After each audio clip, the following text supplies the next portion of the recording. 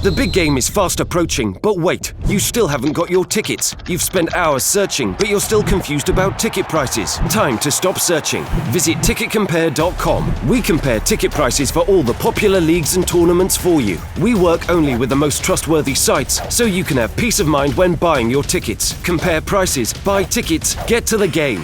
Ticketcompare.com. Buying tickets made simple. Hello. Afternoon. Okay.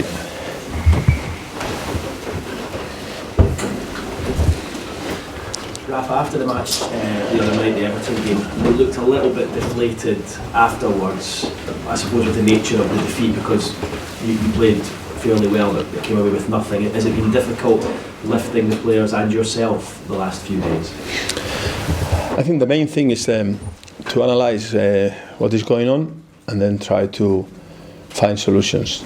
If you see the last two games, Leicester is a good team, and they showed the other day what they can do when they play away.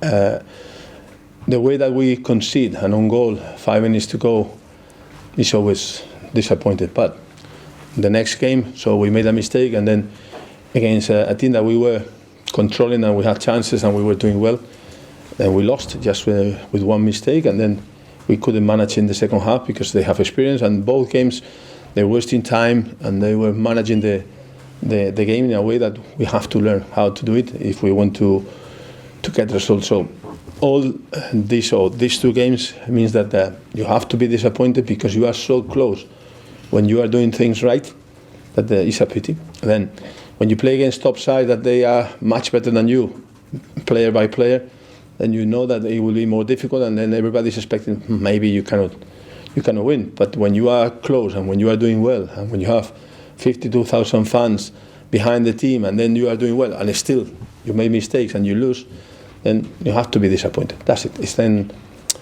which is the way to move forward. Obviously, it's start winning, but it's easy to say. It's more difficult to do it, but it's just to stay calm, keep going in the way that we are going, these games that we are doing well, and try to avoid the mistakes that we are making at the moment. Just 1 point from the last 24. Are you concerned that the players' confidence has taken a bit of a hit? No, it's very clear that when you are not winning or you are in a bad run, then you have to have some doubts about what is going on and what are you doing. Then we change players, we change system, we change approach, and sometimes we're doing well, but still it's not enough. So I remember when we played against Manchester United, we did half an hour quite good, and then some people were very positive about this half an hour, and some people were saying, listen, still we have to play 90 minutes. Yeah, fine. But then we did another 15, another 30, and 45 minutes in some games doing well, and it's not enough. So then at least you are doing that. You are playing well, you are doing well in a lot of games, and it's what we have to be sure that we will do in the future. Keep doing this 45 good minutes and then maybe score 2 goals. We have 2 posts the other day that could change everything. And against Leicester, I was watching the game, the clips after, and 82 minutes, 84 minutes, we have 2 counter-attacks and we concede in the 85 minutes. So sometimes you need to take your chances, have a little bit of luck at this moment, and it's what we need now. Keep doing well, the things that we are doing well, improve the things that we are not doing well, and sometimes will be enough. You've got a young squad, an inexperienced squad. Do you feel that the takeover talk in the background is perhaps having an effect on the players? I don't think so. But the reality, that's what I say in a lot of interviews and press conference. We have what we have. We are where we are, and then that is the reality. Then we have to. Everybody has to realize that is the situation, and then we have to stay united. And I use the word all the time because our fans, they like to refer to us ourselves as united, and we have to be united if we want to go through this situation and then start winning games. The target is 20 points. Will be more difficult now? Yes, it will be more difficult now, half season, but there's still 40 points at the end of the season. Then the only way is with the players that we have, with the people that are working really hard, trying to do our best and stay calm and keep working harder and better. That is what we try to do these couple of days. I'm told that you said on Tuesday you would have talks, discussions later this week about recruitment, about January, what you'd have to spend. Have you had those discussions? Yeah, I had yesterday a conversation with Lee, and then we were talking about what we want to do, and players that maybe would like to bring here, or players that maybe they could go for any reason. Then we have already started this discussion, and then we will see if we can progress in a few days. So are you quite happy with how the talks went? Yeah, at this time it's just to talk about ideas. So after maybe you say, I would like to sign this player, and someone will say 40 million, maybe it's not realistic. So then the main thing is that we had this conversation, and then we have to move forward quickly.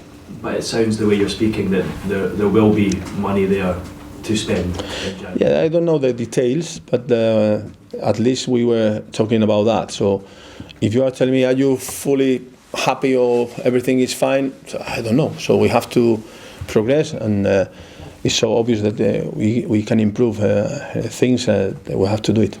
I know most managers would probably take as much money as they can get, but realistically, what do you think you need in January in terms of figures to try and make Newcastle competitive enough to stay in the division?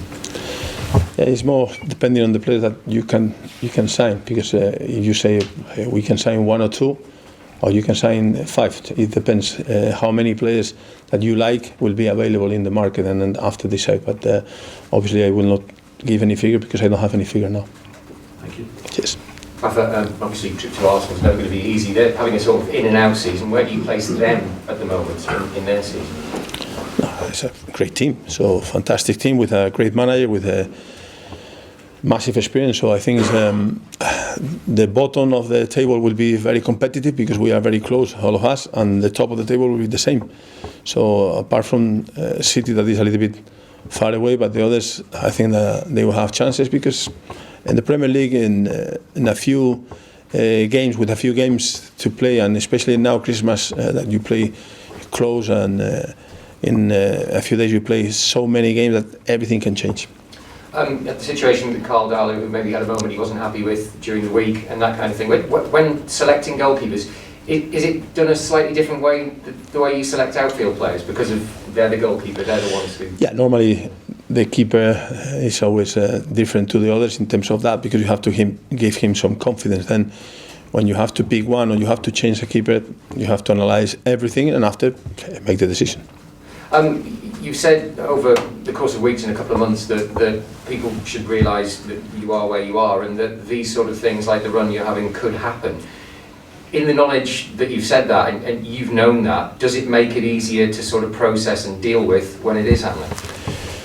Yeah, obviously I'm not happy with the run that we are at the moment, but if you see the teams around us, some of them they can lose 3 games in a row and win 1 game and draw another one and lose another 3 games in a row. So it's just why we are there and why they are around, because we have more or less the same results. The only thing and the difficult thing for us is that we have a bad run now.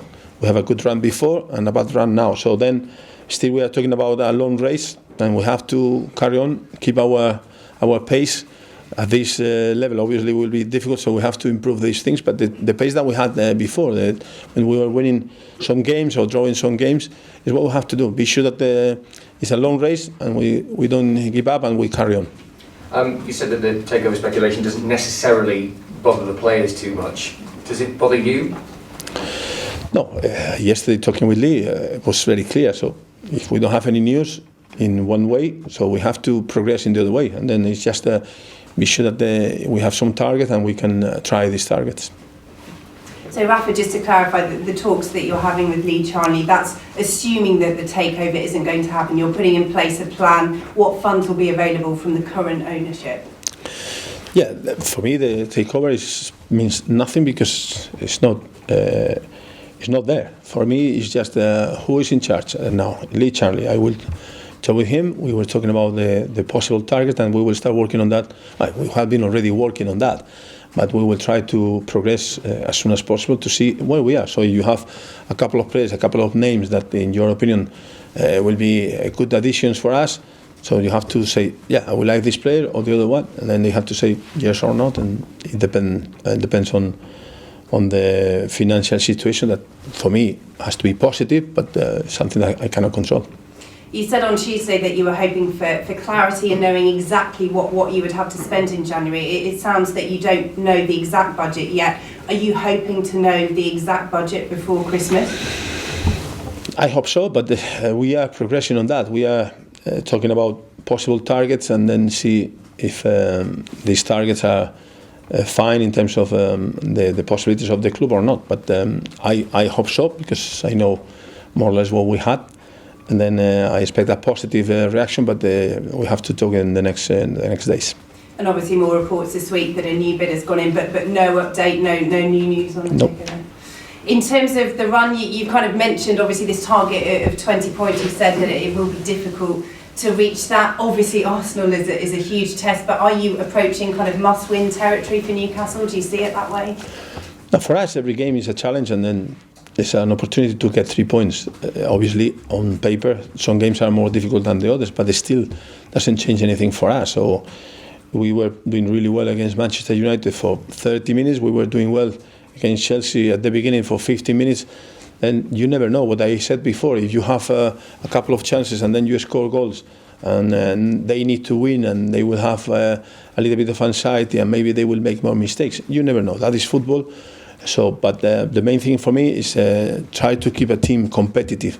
The other day, I think that the first half we saw that we can beat teams if we do well, and we have to carry on with this message.